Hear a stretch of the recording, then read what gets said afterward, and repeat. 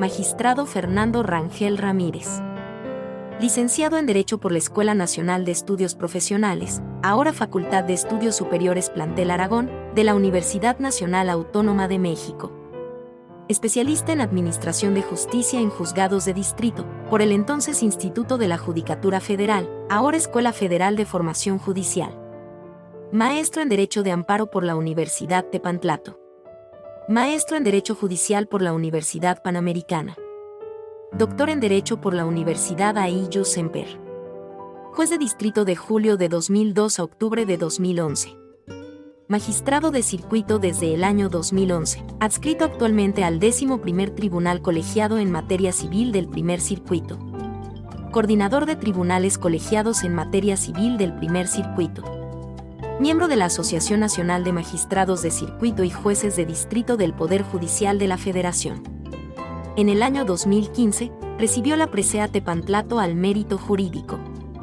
Docente en la Escuela Federal de Formación Judicial, el Tribunal Federal Electoral y las universidades IUS Semper, Tepantlato, INADEG, IUSTEC, entre otras.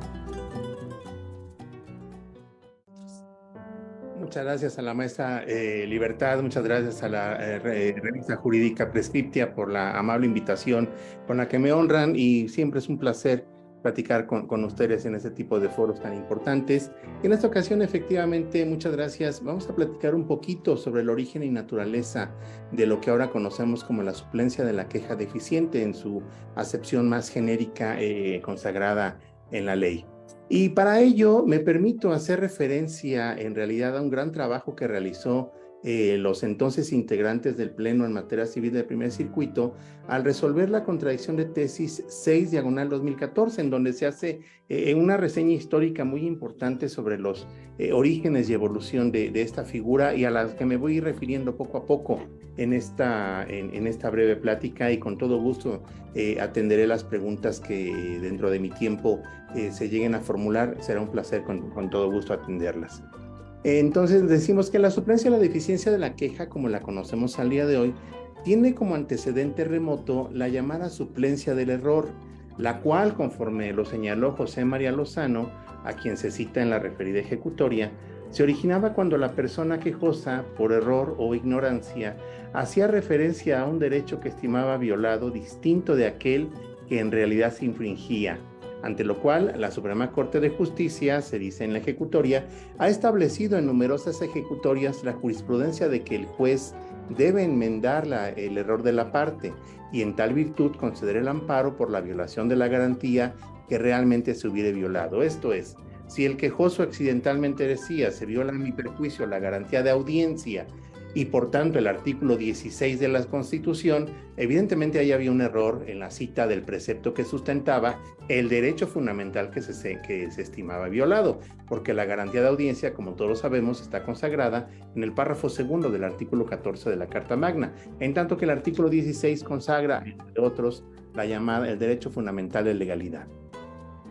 Esa suplencia del error, por tanto, era más una suplencia de forma, más que de fondo. El juzgador atendía cuál era el verdadero derecho que se estaba invocando, en cuál precepto se sustentaba, y si procedía a la protección constitucional, bueno, se sustentaba esta protección en el precepto que en verdad era el que consagraba el derecho que se estimaba violado, y no se desestimaba el argumento por virtud de haberse equivocado la persona quejosa en un simple error de tipo numérico, como también se le conoce en la actualidad a esta suplencia.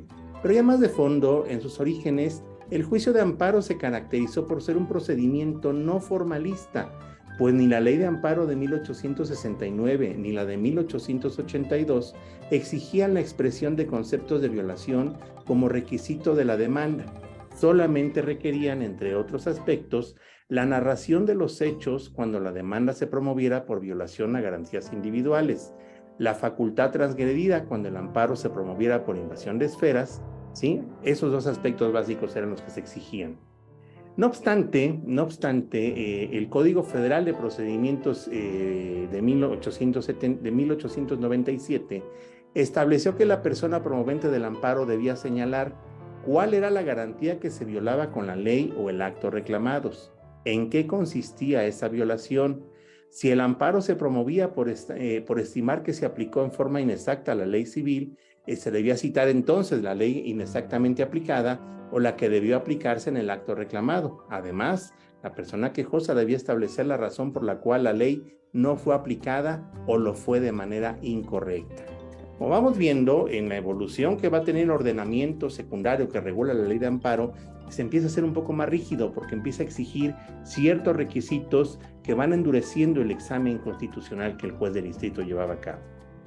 Estos requisitos se instituyeron como una formalidad esencial, pues la sanción ante su incumplimiento era el desechamiento de la demanda.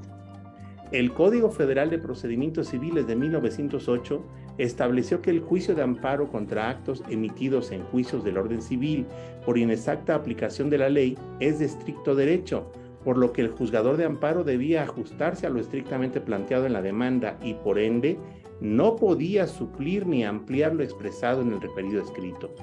Además, ese ordenamiento reiteró y endureció el requisito de precisar las razones por las cuales se estimaba que la ley civil no fue aplicada o se hizo en forma inexacta, pues exigió que cada razón concreta se expresara en párrafo separado y numerado.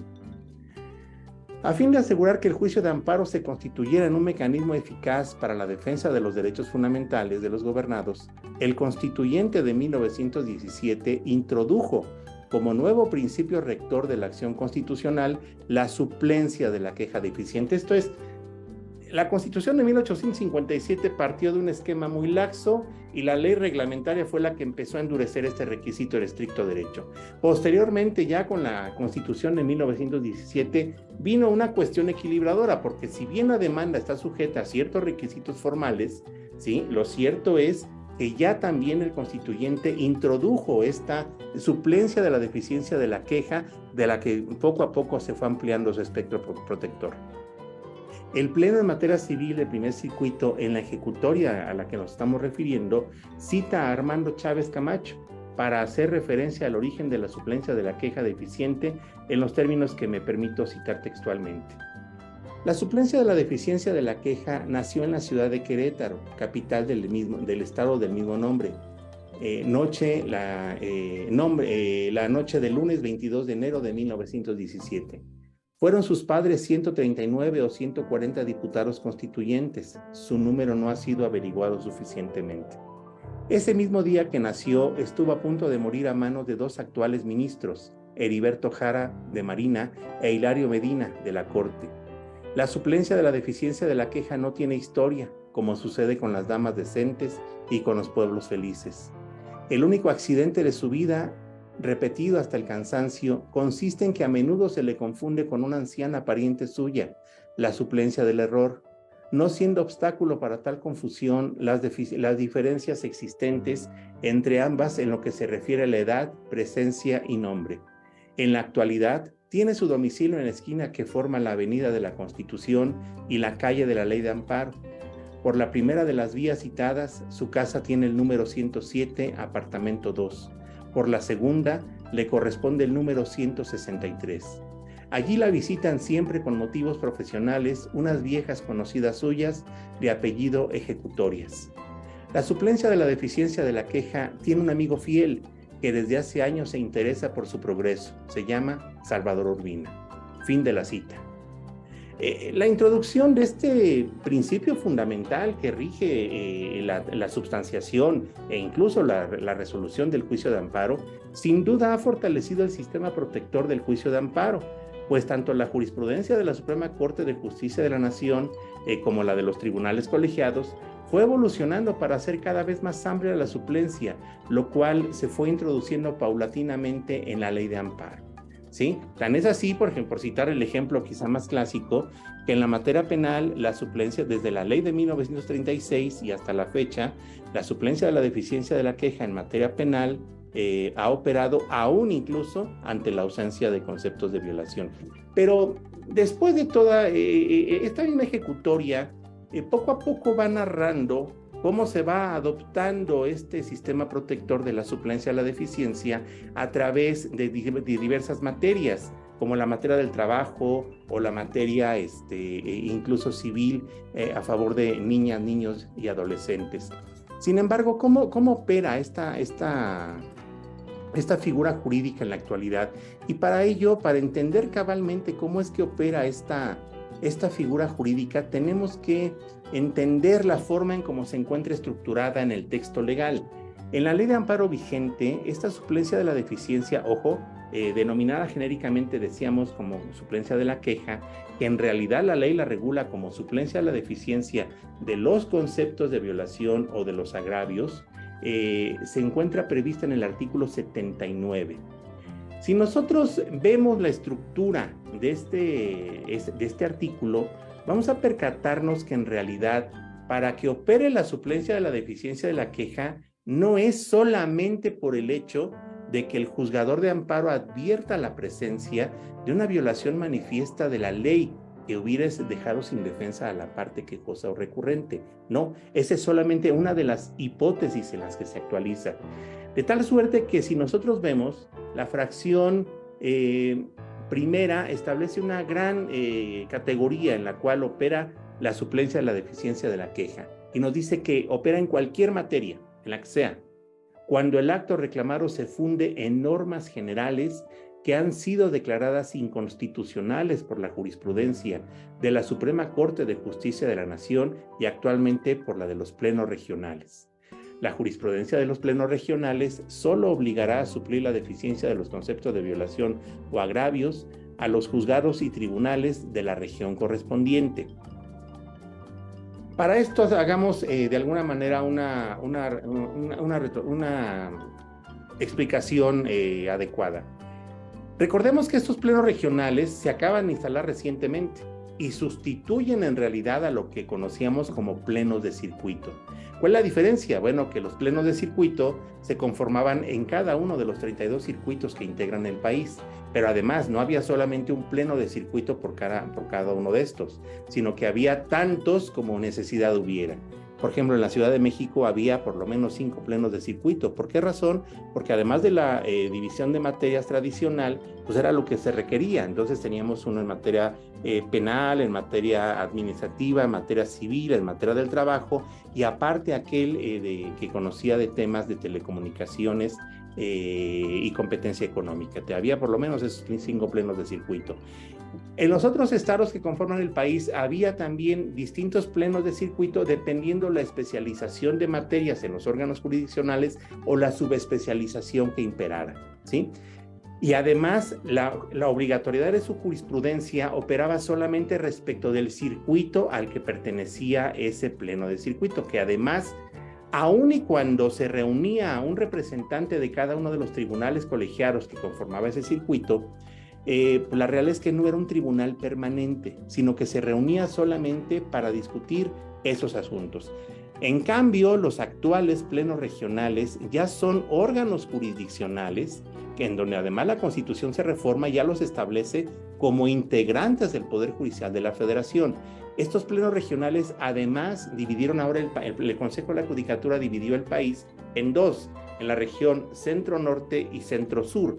Entonces, dependiendo este pleno regional a qué zona que corresponda, su jurisprudencia será vinculatoria para los órganos jurisdiccionales de la zona en donde tenga jurisdicción. Bueno, hecha esta aclaración, cuando en el acto de autoridad se cite o se sustente ese acto de autoridad en una norma general que haya sido declarada inconstitucional por la jurisprudencia de la Suprema Corte de Justicia o de estos plenos regionales o en su momento por los plenos de circuito, entonces se entenderá que en ese caso opera la suplencia de la deficiencia de la queja de manera plena.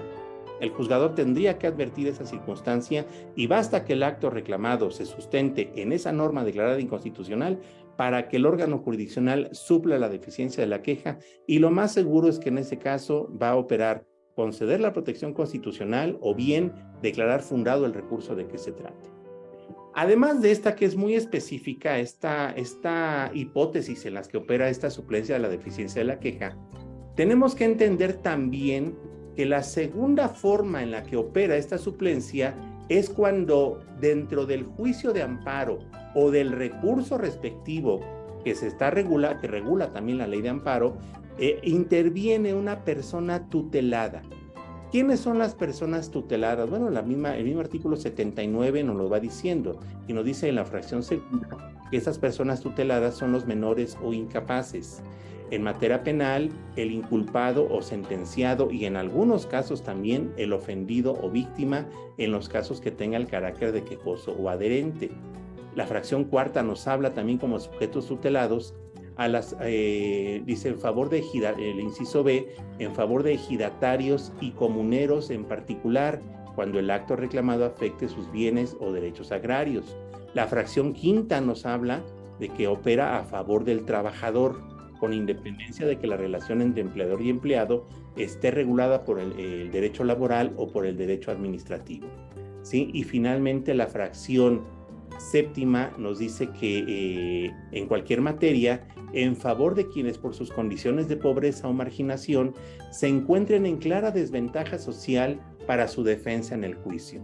Entonces vamos viendo cómo estas fracciones del artículo 79 hacen que una categoría especial, y entonces la suplencia de la deficiencia de la queja va a operar en ese juicio de amparo o en el recurso de que se trate siempre que intervenga una persona de las señaladas en estas hipótesis concretas del artículo 79, personas tuteladas.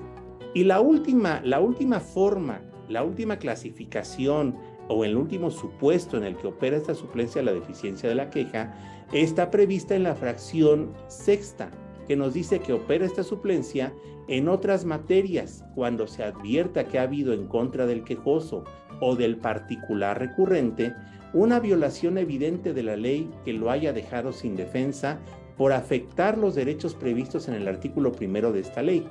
En este caso, la suplencia solo operará en lo que se refiere a la controversia en el amparo, sin poder afectar situaciones procesales resueltas en el procedimiento en el que se dictó la resolución reclamada.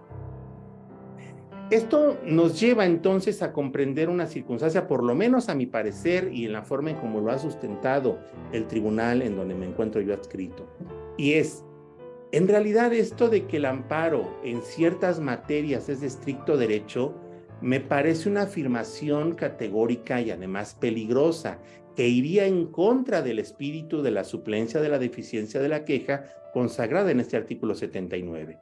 Y entonces me parece que el principio del estricto derecho es un principio residual. ¿Por qué razón? Porque la persona juzgadora de amparo, el tribunal de amparo, primero tendría que, al llevar a cabo el estudio del asunto, primero tendría que verificar la existencia de causas de improcedencia o no. Si supera esta circunstancia y el amparo es procedente y se va a entrar al fondo del asunto, entonces el tribunal de amparo lo primero que tiene que analizar, aún de manera implícita, es si en el caso se actualiza o no alguno de los supuestos previstos en el artículo 79. Esto es, si el acto reclamado o resolución recurrida se sustenta o no en una norma general que haya sido declarada inconstitucional por la jurisprudencia de la Suprema Corte de Justicia de la Nación o por los plenos regionales o en su caso los plenos de circuito. 2. Si dentro del juicio de amparo o dentro del recurso de que se trata interviene una persona tutelada. Y tercera, si por virtud del acto reclamado o de lo resuelto en la resolución que es materia del recurso respectivo, ¿sí?, se cometió una violación manifiesta, evidente de la ley que haya dejado sin defensa a la persona quejosa o recurrente. ¿Qué sucede en las hipótesis 1 y 2?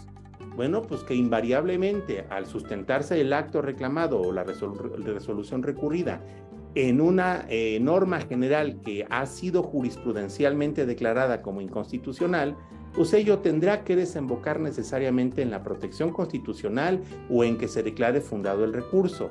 Lo mismo ocurre si el juzgador de amparo advierte que durante el procedimiento o en la sentencia o en el acto reclamado, o bien en la resolución materia del recurso de que se trate, se ha cometido una violación manifiesta en perjuicio de la persona quejosa o recurrente, ¿sí?, que lo haya dejado sin defensa. En esas dos hipótesis previstas en el 79, es evidente que va a traer como consecuencia que se conceda la protección constitucional o, en su caso, que se declare fundado el recurso respectivo. Sin embargo, la segunda hipótesis, esto es, cuando en el amparo o en el recurso intervienen personas tuteladas que ya hemos señalado y que están reguladas en el propio artículo 79, el hecho de que participen esas personas de entrada vincula al órgano de amparo a suplir la deficiencia de la queja. Ojo, pero no necesariamente esta suplencia implica que se vaya a conceder la tutela judicial, la tutela constitucional.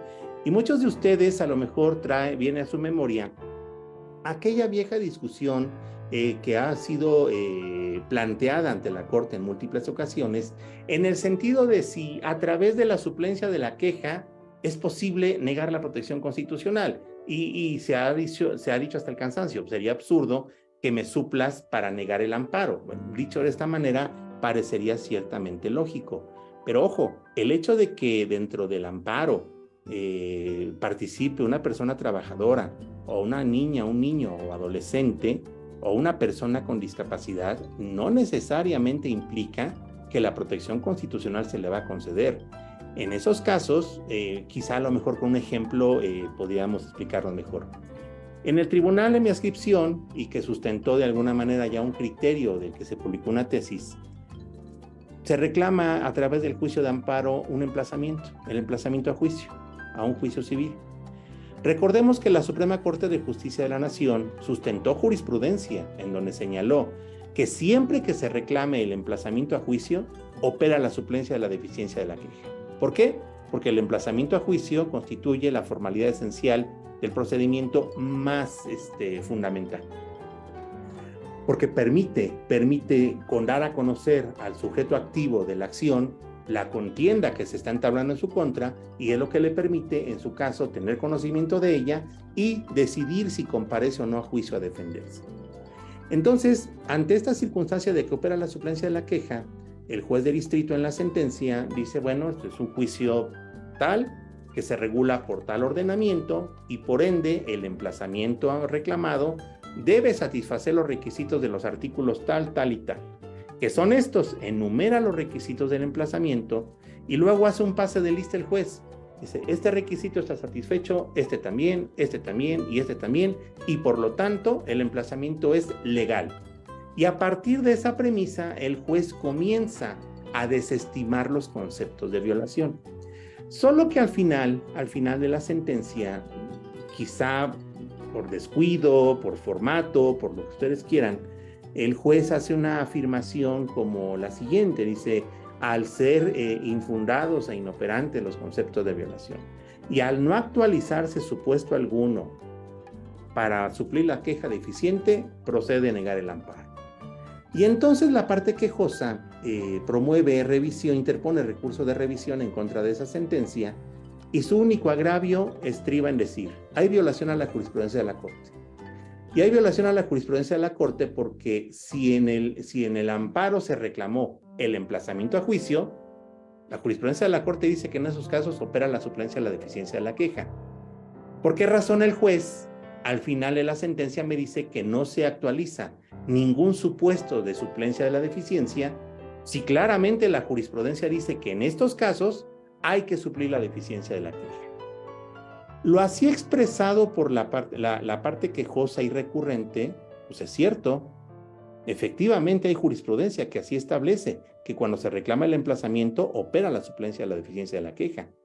Sin embargo, ello no daba, el que fuere verídica esa afirmación no hacía eficaz el agravio. ¿Por qué razón? Porque aún con esa expresión gramatical tan desafortunada de la sentencia, lo cierto es que en la sentencia el juez, quizás sin darse cuenta, pero hizo suplencia de la deficiencia de la queja. ¿Por qué razón? Porque el juez, decíamos, aún antes de analizar los conceptos de violación, primero estableció el marco jurídico que regula el emplazamiento en ese juicio en particular del que deriva el acto reclamado. A partir de ahí, extrajo cuáles eran los requisitos legales para la validez del emplazamiento. Y entonces, oficiosamente, comenzó a analizar la diligencia de emplazamiento frente al marco normativo que la regía. Y llegó entonces a la conclusión de que la diligencia que se había practicado cumplía plenamente con esos requisitos legales. Y con esa premisa, entonces comenzó el análisis de los conceptos de violación. ¿Qué sucede? Entonces, ustedes dirán, ¿cómo que hizo suplencia de la queja y al final el día negó el amparo? Sí, porque en estos casos, la suplencia, en estos casos, cuando en el amparo o en el recurso respectivo interviene una persona tutelada de las previstas en el artículo 79 de la Ley de Amparo, la suplencia de la deficiencia de la queja implica la obligación del Tribunal de Amparo de analizar en su integridad y de manera oficiosa la legalidad del acto reclamado o de la resolución recurrida, con el resultado que sea conducente.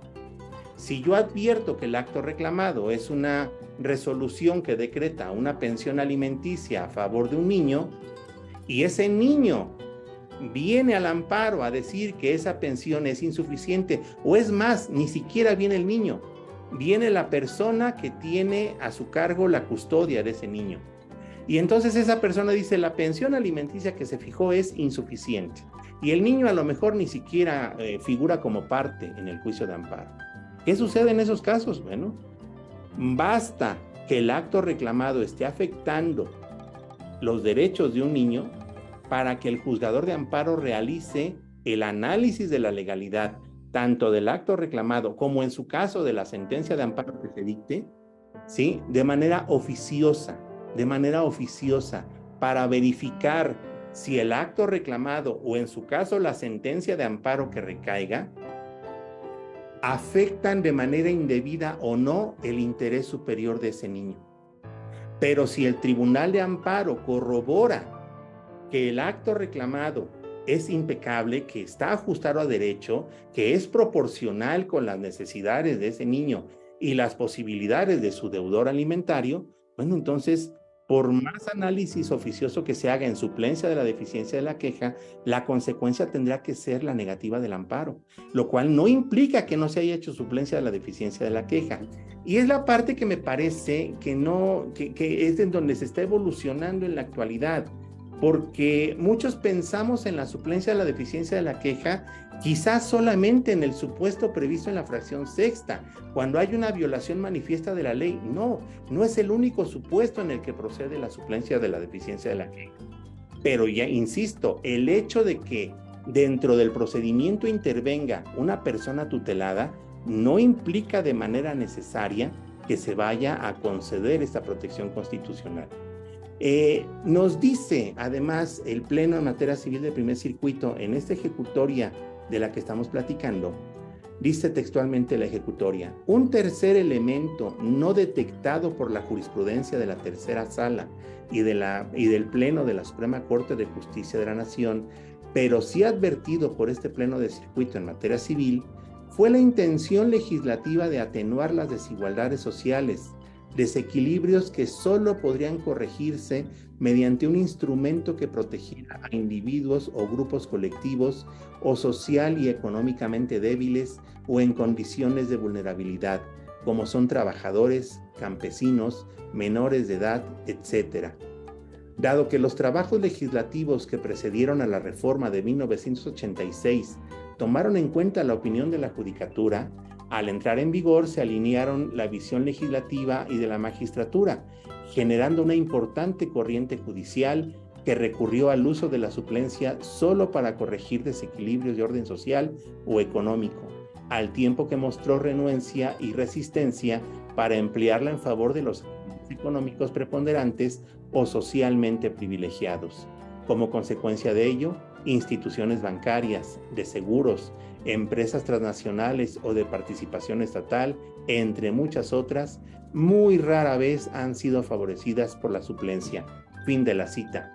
Y recordemos además que en múltiples ocasiones, por ejemplo en materia de trabajo, la Suprema Corte de Justicia ha insistido, tratándose incluso del emplazamiento a juicio, que la suplencia de la deficiencia de la queja no opera a favor del patrón. Aun y cuando se advierta de oficio que el emplazamiento pudiera resultar ilegal, si la persona quejosa es el patrón, si el patrón, dentro de su amparo contra el emplazamiento, no argumenta determinado vicio en el emplazamiento, el Tribunal de Amparo no tiene obligación de analizarlo de oficio. ¿Por qué? porque a favor del patrón no está instituida la suplencia de la deficiencia de la queja. Y debemos recordar además que dentro de esta suplencia de la deficiencia de la queja opera aún cuando por ejemplo, niñas, niños y adolescentes no sean parte. Pero basta que el acto reclamado o la resolución recurrida afecte sus intereses para que el Tribunal de Amparo entonces esté obligado precisamente a suplir esa deficiencia. Entonces, recapitulando, para que esta suplencia de la deficiencia de la queja opere, ¿sí?, basta que el juzgador encuentre que se actualiza alguno de los supuestos del artículo 79. Las fracciones primera y sexta ordinariamente van a propiciar que se conceda el amparo o que se declare fundado el recurso de que se trate. Pero la existencia de un sujeto tutelado dentro del trámite del amparo o bien dentro del recurso respectivo, lo único que hace es vincular al Tribunal de Amparo al examen oficioso e íntegro de la legalidad del acto reclamado o resolución recurrida, insisto, pero con el resultado que sea conducente. Entonces, con estas premisas, a mí me encantaría escuchar sus inquietudes que tuvieran para poder ampliar sobre esos conceptos. Pues es tiempo de todo nuestro público, estamos atentos. ¿Alguien tendrá alguna pregunta ya a disposición?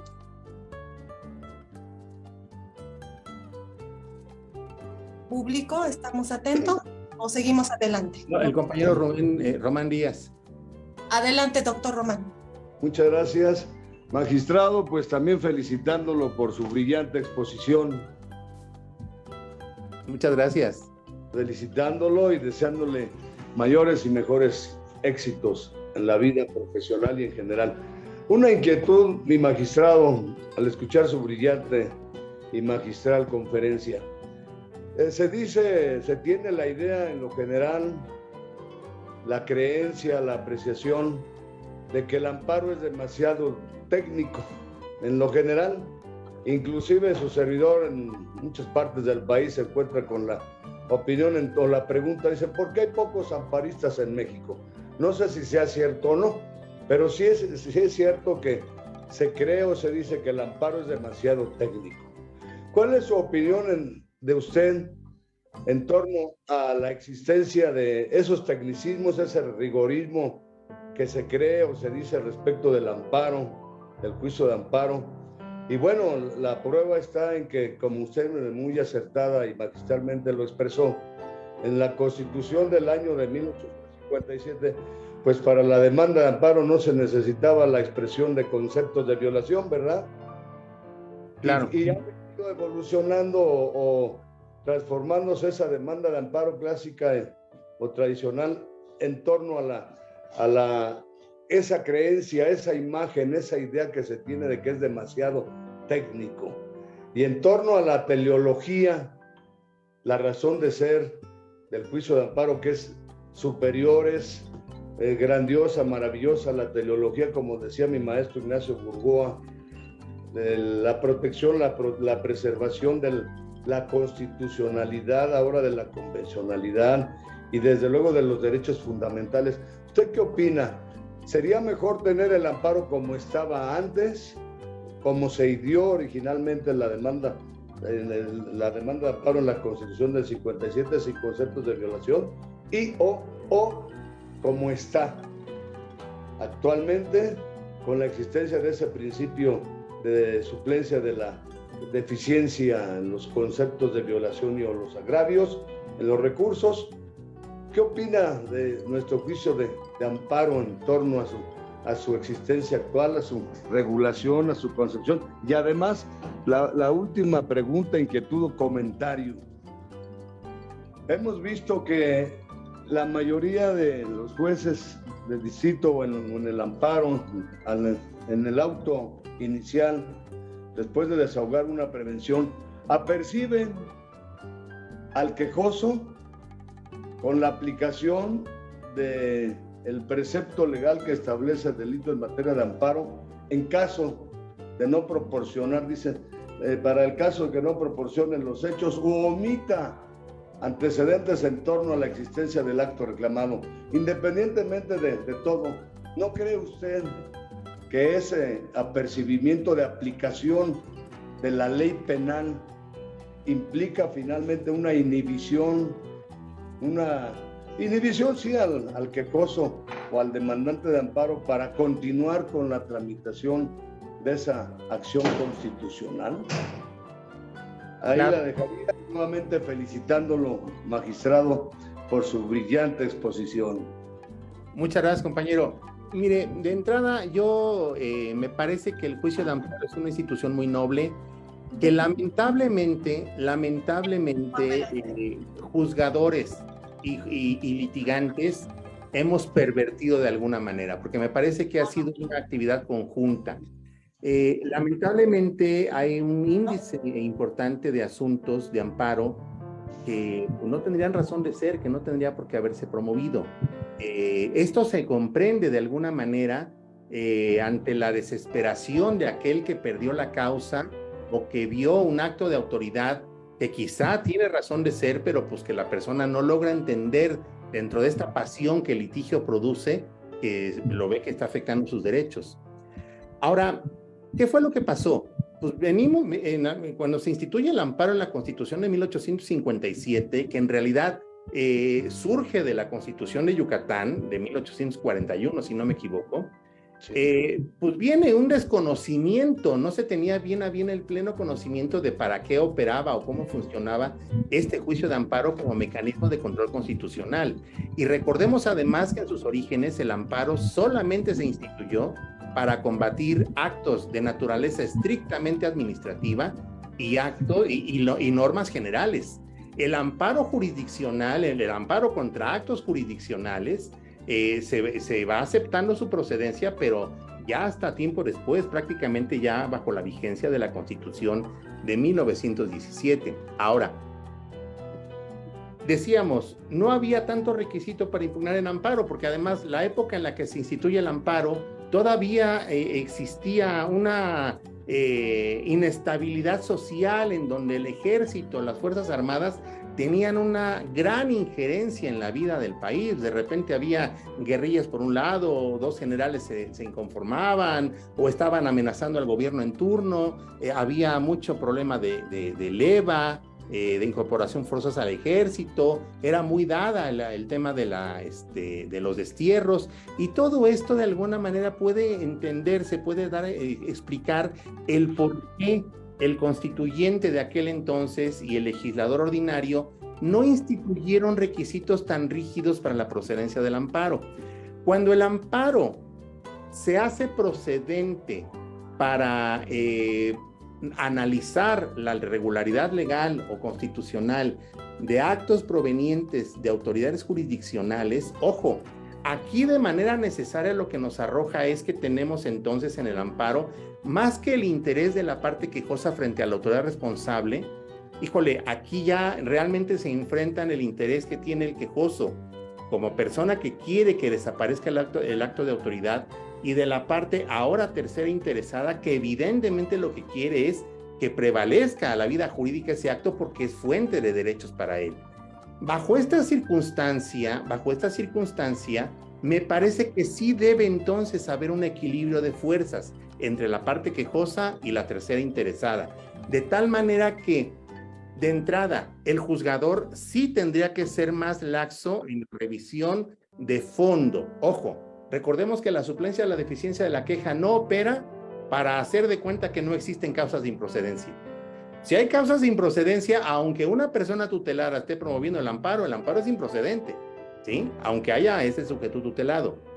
Pero si superamos el tema de la procedencia, insisto, me parece que atento a este espíritu protector y de acceso a la justicia consagrado en el artículo 17 de la Constitución, el juzgador primero tendría que examinar si se actualizan o no alguno de los supuestos del artículo 79. Y solo superado ese obstáculo, entonces sí, analizar de estricto derecho el asunto. Y esto ordinariamente se presenta cuando tenemos a dos personas que no se encuentran en ninguna de las categorías para ser sujeto tutelado en términos del artículo 79 y que además el juzgador de amparo ya corroboró que no se presentan las hipótesis de las fracciones 1 y 6 del propio artículo 79. Y lo cual me parece que entonces da un correcto equilibrio entre fuerzas litigantes. Si una de estas personas es un niño, una niña o un adolescente o un trabajador, yo a estas personas no les puedo exigir un rigor técnico en la demanda. Y como no les puedo exigir un rigor técnico en la demanda, para garantizar su acceso a la justicia, entonces, con independencia del examen que yo haga de los conceptos de violación, que sí pueden ser infundados, que sí pueden ser inoperantes o que pueden ser ineficaces, aún así yo, juzgador, para tutelarlos ante este desnivel que tienen frente a su parte contraria, que es el tercero interesado, yo tengo la obligación entonces de analizar obligadamente, en forma oficiosa y general, la legalidad del acto reclamado. Pero me parece que desafortunadamente todavía impera, quizá no en todos los casos, pero todavía hay un número importante de órganos jurisdiccionales que siguen pensando que el amparo debe ser de estricto derecho, y con base en eso es que de repente piensan que para que actualice la suplencia de la deficiencia de la queja tiene que haber una violación manifiesta de la ley y que además se trate de una persona tutelada. Y cuando encontramos este tipo de fenómenos, pues es donde me parece que no se da un adecuado acceso íntegro a la justicia, sobre todo a las personas que se encuentran con algún tipo de vulnerabilidad. En cuanto al segundo aspecto, compañero, me parece que el juzgador de amparo no tiene por qué llevar a cabo ninguna conducta, aun cuando eventualmente la finalidad quizá no sea esa de intimidar a la persona quejosa, pero me parece que este tipo de circunstancias, la ley de amparo sí establece, oye, si tú me ocultas cierta información, yo te puedo imponer una multa en la sentencia. Si ese supuesto está previsto en la ley, entonces, ¿por qué tengo que amenazar a la parte quejosa desde el auto admisorio? Si en la sentencia yo encuentro, o sea, yo no tengo por qué prejuzgar, la buena fe se presume, la mala fe se tiene que demostrar plenamente. Bajo esta circunstancia, si yo, juzgador, parto de la premisa de la buena fe, le doy garantía de audiencia a la parte quejosa a través de la admisión de la demanda, de que traiga yo a mi vista todas las constancias necesarias para resolver, y en la sentencia advierto que la parte quejosa me ocultó información o me falseó datos o alguna otra circunstancia de este tipo, yo, juez, no solamente tengo la facultad, sino que estoy obligado por ley a imponerle la sanción que estime yo conducente y eventualmente a dar vista a la representación social, y ya sea la representación social la que realice los actos que conforme a su competencia correspondan. Esa es mi visión, y no sé si con eso quede satisfecha las preguntas. Muchas gracias, compañero. Si me permite la maestra Libertad, aquí en el chat dice la compañera Margarita Daisy: cuando en un amparo directo en materia penal el colegiado ordena que se inicie una investigación por tortura y el tribunal de alzada no da cumplimiento a tal resolución, han pasado 10 años de esa resolución, ¿aún se puede solicitar el cumplimiento de la resolución de colegiado? No manejo la materia penal, me parece muchísimo tiempo, pero recordemos que en la actualidad el cumplimiento de las ejecutorias es un tema de estudio oficioso y de orden público. No obstante, hay plazos que la propia ley establece para que se exija el cabal cumplimiento de esta ejecutoria. Por la temporalidad puede ser que este amparo ya se haya regulado, híjole, quién sabe, está en la frontera entre la ley de amparo ahora abrogada y la ley de amparo vigente. La ley de amparo abrogada establecía 1 año incluso para la promoción de la queja por exceso o defecto, ¿sí? En la actualidad, si bien no hay un plazo, debe de haber una resolución en donde el Tribunal de Amparo de manera oficiosa determine si la ejecutoria está o no cumplida. Entonces habría que ver qué ley es la que regula este asunto para poder tener mayor certeza. Si es de la ley de amparo anterior, me parece que lamentablemente pudiéramos estar hablando de que ya hubiera ahí un tema de que ya no hubiera mucho que hacer, si es que no. Si no, habría que revisar si se pudiera promover un incidente de inejecución, pero eso ya lo tendríamos que ver en cada caso concreto. La compañera Vianet quiere hacer una pregunta con todo gusto. La escuchamos. Muchas gracias, doctor. ¿Qué pasa si uno de los requisitos en la demanda de amparo no está bien? ¿Qué procede? Tenemos que distinguir aquí entre requisitos esenciales y requisitos no esenciales. La ley de amparo, por ejemplo, en el amparo indirecto, en el artículo 108, establece los requisitos que debe de tener la demanda. En el amparo directo, no me recuerdo específicamente el precepto, pero es entre el 173 o el 178, no me recuerdo, los que establecen estos requisitos de la demanda. Un requisito esencial, por ejemplo, que no está previsto en la ley, pero que es esencial, es la firma. Entonces, si no está la firma, hay jurisprudencia de la Corte que dice, a ver, no está la firma, pero si el oficial de partes, en la razón que asentó cuando recibió la promoción, no asienta una leyenda en donde dé fe si la demanda venía o no firmada, entonces se da por hecho que la demanda sí venía firmada y que quizá por accidente la persona que entregó la promoción se llevó como acuse el original y dejó la copia de entrada. Pero si el oficial de partes asienta que la demanda se presentó sin firma, la consecuencia es un requisito esencial, porque es la incorporación de voluntad de la persona quejosa en el escrito. Por lo tanto, en ese caso, la demanda se desecha. Pero si lo que se omite es alguno de los requisitos previstos en la ley de amparo, vamos a pensar que es amparo indirecto, si se omite alguno de los requisitos del 108, no en todos los casos va a meditar la prevención. La regla general es que se debe de prevenir. Pero una pregunta que siempre se hace es, oiga, ¿y si no están los conceptos de violación, qué pasa? Es un requisito de la demanda, y si no está la expresión de ese requisito, ¿qué sucede? Bueno, en mi concepto no procede prevenir a la parte quejosa para que exprese conceptos de violación. ¿Por qué razón? Porque esos conceptos de violación es un requisito esencial de la demanda, tampoco puedo desechar.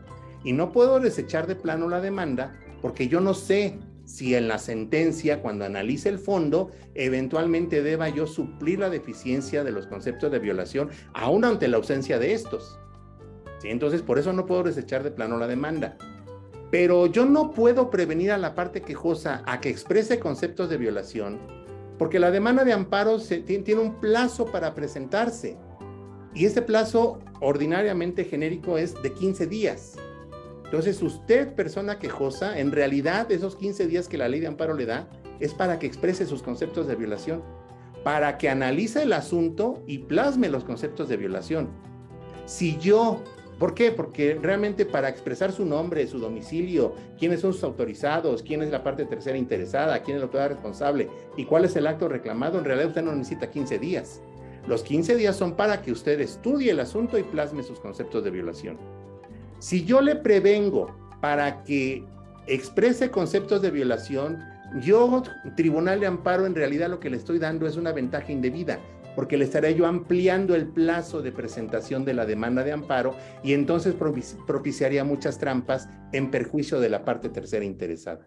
Entonces, dependiendo el tipo de requisito que se omita, es que el juzgador de manera prudente debe establecer si procede o no prevenir a la parte quejosa. Ejemplo, la quejosa es una persona ajena al juicio y lo que se está quejando es que hay un acto que afecta a su derecho, pero que ella no ha intervenido en ese asunto. Esa persona de entrada lo que me está evidenciando, aunque no me lo diga, por la naturaleza jurídica de que se trata, es que no conoce el asunto, no conoce las entrañas del asunto. ¿Cómo le exijo entonces que me diga el nombre y domicilio del tercero interesado, cuando lo más seguro es que no ha tenido intervención en el expediente? Entonces, ahí me parece que el juez puede, atendiendo a esa circunstancia, admitir la demanda, y en esos casos el juez oficiosamente incluso tiene que investigar el domicilio de la persona tercera interesada, ¿sí?